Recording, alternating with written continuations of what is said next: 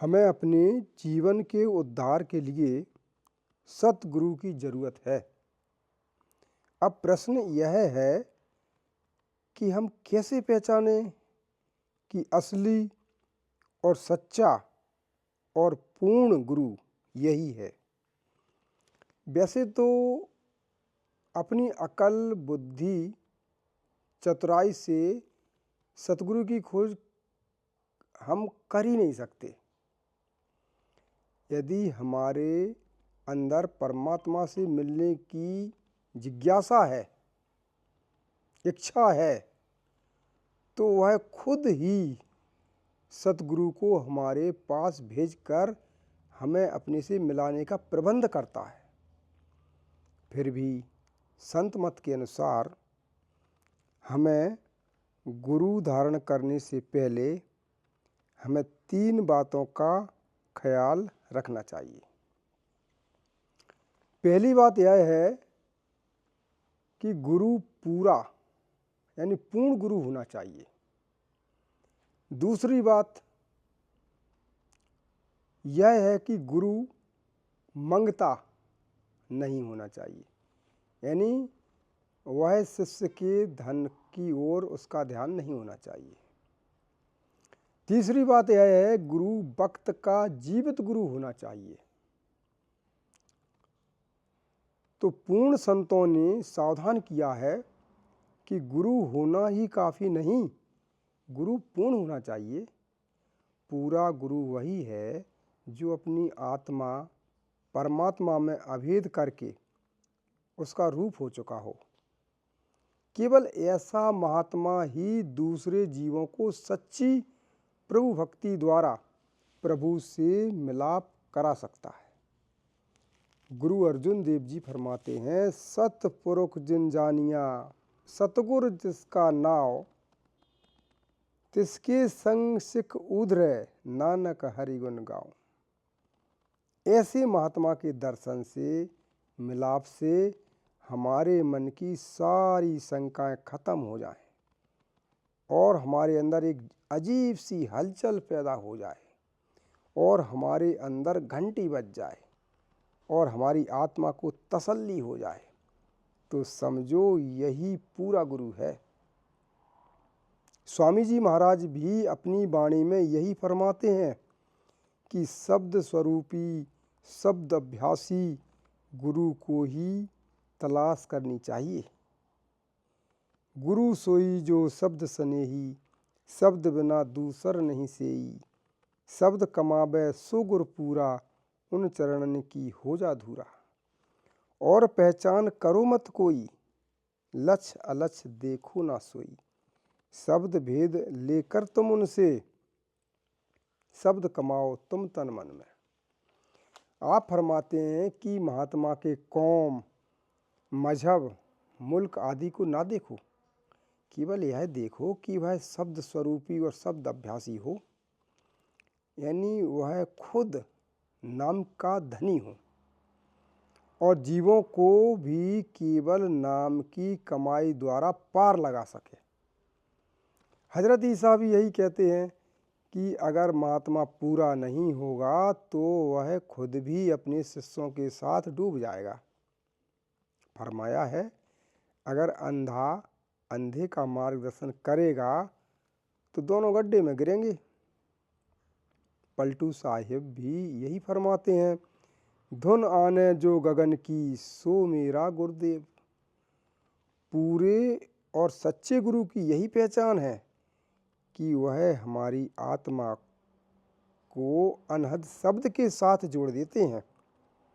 जिसे ऐसा गुरु मिल जाता है वह अपने अंदर ही उस शब्द की ऊंची और मीठी आवाज़ सुनना शुरू कर देता है। गुरु अर्जुन देव जी फरमाते हैं, कहो नानक जिस सतगुर पूरा, बाजे ताके अनहद तूरा। अखंड कीर्तन तिन भोजन चूरा, कहो नानक जिस सतगुर पूरा। गुरु असल में शब्द ही है। जीवों के लिए वह इस दुनिया में शरीर धारण करके उनको मंजिल तक पहुंचाने का जरिया बनता है। शिष्य का असली रूप आत्मा है, जो अंत में जाकर उस शब्द में ही समाएगी। स्थूल शरीर होने के बाद भी गुरु अपने शब्द स्वरूप से शिष्य की संभाल करते हैं। गुरु नानक देव जी फरमाते हैं, शब्द गुरु सुरत धुन चेला। मदन साहिब कहते हैं, जब तक पत्थर को चकमक यानी पत्थर पर नहीं रगड़ा जाता, उसमें से चिंगारी पैदा नहीं हो सकती।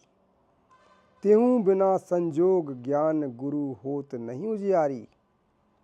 उसी प्रकार जब तक शिष्य की सुरत गुरु के शब्द से संपर्क नहीं करती, शिष्य के अंदर ज्ञान का प्रकाश नहीं हो सकता और उसका अज्ञानता का अंधेरा दूर नहीं होता।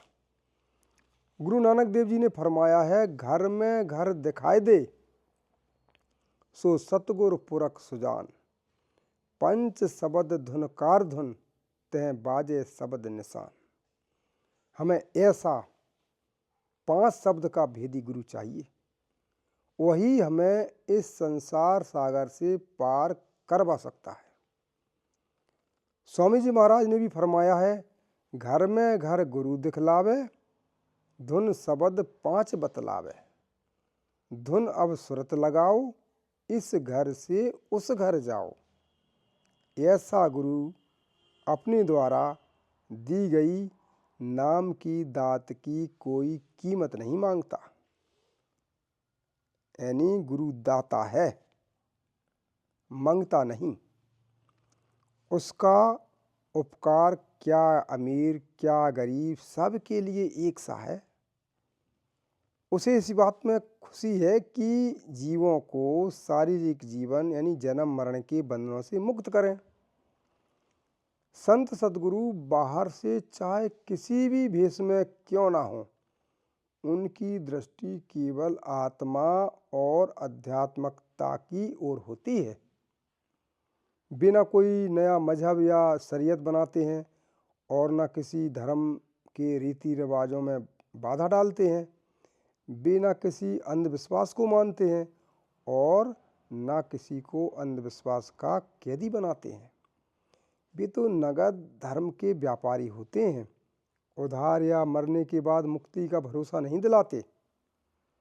तुलसी साहिब फरमाते हैं, जब देखें हम अपने नैना, तब माने सतगुरु के बैना। पूर्ण संत सतगुरु प्रभु का रूप होता है। वह प्रभु की तरह अपनी किसी भी दात के लिए कोई कीमत नहीं मांगता। वह अपनी शरण में आने वाले जीवों को प्रभु से मिलाप की युक्ति मुफ्त सिखाता है। वह जीवों की परमार्थी सेवा निस्वार्थ भाव से करता है। वह अपनी हक हलाल की कमाई पर गुजारा करता है और अपनी नेक कमाई भी दूसरों में बांट कर खाता है। गुरु नानक साहब की वाणी है, गुरु पीर सदाए मंगन जाई, ताके मूल न लगिए पाई। घाल खाए कछु हाथों दे, नानक राहे पछाड़ों से। आप सावधान करते हैं कि शिष्य के धन पर गुजारा करने वाले व्यक्ति के चरणों पर भूले भटके भी माथा नहीं टेकना चाहिए। हमें सिर्फ वही महात्मा रास्ता दिखा सकता है जो खुद हक हलाल की कमाई करे और अपनी नेक कमाई भी दूसरों के साथ बांट कर खाए। कबीर साहब फरमाते हैं, शिष्य तो ऐसा चाहिए गुरु को सब कुछ दे, गुरु तो ऐसा चाहिए शिष्य से कछु न ले। फिर फरमाते हैं, मर जाऊं मांगू नहीं अपने तन के काज, परमार्थ के कारणे मोह न आवे लाज। संत महात्मा हमारा रुपया पैसा दुनिया के फायदे में लगा देते हैं ताकि हमारी कमाई नेक और हमारे मन से पैसों का मोह या प्यार निकल सके, लेकिन अपने लिए कभी किसी के आगे हाथ नहीं फैलाते। स्वामी जी महाराज भी अपनी वाणी में यही फरमाते हैं, गुरु नहीं भूखा तेरे धन का, उन पे धन है भक्ति नाम का। पर तेरा उपकार करावे, भूखे प्यासे को दिलवावे। महात्मा खुद मिसाल बनकर दिखाते हैं कि किस तरह दुनिया में रहते हुए, दुनिया के कामकाज करते हुए मालिक की भक्ति करनी है। गुरु वक्त या समय का होना भी आवश्यक है। वक्त का गुरु वह है जो अपने जीवन काल में अपने शिष्य को अपनी शरण में ले लेता है। बीते हुए समय में हो चुके महात्मा हमसे उतने ही दूर हैं जितना प्रभु। हम केवल अपने समय के जीते जागते जीवित महात्मा की शरण और संगति से ही लाभ उठा सकते हैं। गोस्वामी जी ने मानस का आरंभ अपने सतगुरु की वंदना से किया है। बंदव गुरुपद कंज कृपा सिंधु नर रूप हरि, महामोहितम पुंज जासु बचन रब कर निकर। यहाँ आप गुरु को प्रभु का साक्षात रूप और कृपा सिंधु कह रहे हैं, क्योंकि परमात्मा की कृपा जब भी होती है सतगुरु द्वारा होती है। सतगुरु ज्ञान की मूर्ति और दया के समुद्र होते हैं। वे अज्ञान के अंधकार में पड़े जीवों पर दया करके उन्हें परमात्मा का ज्ञान देते हैं और परमात्मा से मिला देते हैं। जिंदा गुरु निश्चय गहो, बागुर सनदी हजूर, बासंदी के देखते जम भागे बड़ी दूर। ये दरिया साहब ने फरमाया है। हम इंसान हैं, इसलिए कोई इंसान ही हमारा गुरु हो सकता है, जिससे हम सब कुछ पूछ सकें, बोल सकें, जिससे प्यार कर सकें और जो हमारे अंदर उस शब्द का या नाम की धारा को प्रकट कर सके। बेशक गुजरे हुए महात्मा पूर्ण थे और जो उनकी संगति में आए उनको भी फायदा पहुंचा गए। अब ना तो वे किसी की आत्मा को शब्द के साथ मिला सकते हैं और ना ही उनकी लिखी हुई पुस्तकें यह काम कर सकती हैं। जब हमने परमात्मा को देखा नहीं तो हम उससे किस तरह प्यार कर सकते हैं। इसी प्रकार जो महात्मा पहले हो चुके हैं उनसे हमारा प्यार करना भी मन की एक झूठी और व्यर्थ की कल्पना है, क्योंकि अब भी परमात्मा के पास पहुंच चुके हैं, इस दुनिया में नहीं है। हमारा उनके साथ किसी भी प्रकार सीधा संबंध स्थापित नहीं हो सकता। अब तो कोई जिंदा देहधारी गुरु मिले तभी हमारा उनके साथ प्यार पैदा हो सकता है और उसका प्यार ही हमें परमात्मा के प्यार में लगा सकता है। हमें ऐसे सतगुरु के मिलने से बहुत फायदे हैं। सतगुरु के मिलने से हमारा मनुष्य जन्म का असली मकसद पूरा होता है और हमारी जन्मों जन्मों से भटकी हुई आत्मा को प्रभु मिलाप का सीधा रास्ता मिल जाता है। हमारे करोड़ों पाप और कष्ट दूर हो जाते हैं। गुरु अर्जुन देव जी फरमाते हैं, बड़े भाग भेंटे गुरुदेवा, कोट अपराध मिटे हर सेवा। ऐसे सतगुरु की प्राप्ति से हमारे अंदर काम, क्रोध, लोभ, मोह और अहंकार का नाश हो जाता है और काल, यम और आवागमन मिट जाते हैं। गुरु अर्जुन देव जी फरमाते हैं, आवागमन मिटे प्रभु सेव, आप त्याग शरण गुरुदेव। और अपनी मुक्ति और अपने कुल का भी उद्धार हो जाता है। ऐसे सतगुरु की महिमा का शब्दों में बखान करना बहुत मुश्किल है। गुरु रामदास जी फरमाते हैं, बड़ भागी हर संत मिलाया, गुर पूरे हर रस मुख पाया। सो हमें ऐसे सतगुरु की खोज करनी चाहिए और उनसे नामदान की दीक्षा लेकर नाम की कमाई करनी चाहिए, जिससे हम भी परमात्मा तक पहुंच सकें और हमारा मनुष्य जन्म का मकसद पूरा हो सके।